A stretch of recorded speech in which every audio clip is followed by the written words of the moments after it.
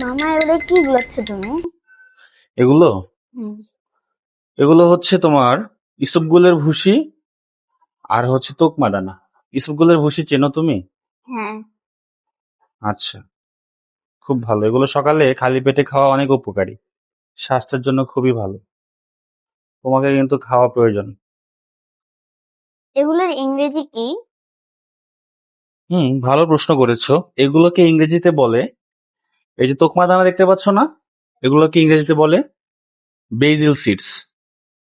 আর ইসবগুলের ভুসি যেটা, সেটাকে বলে সিলিয়াম হাস্ক। হাস্ক মানে খোসা, খোসা মানে কি ভুসি।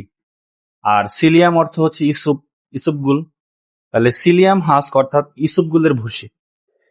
এটাকে তুমি ইংরেজিতে বলতে পারো যে I am drinking psyllium husk and basil seeds mixed with water.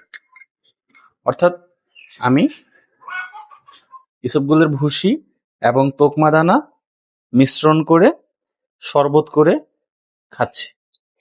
খেতে পারো, এটা অনেক ভালো।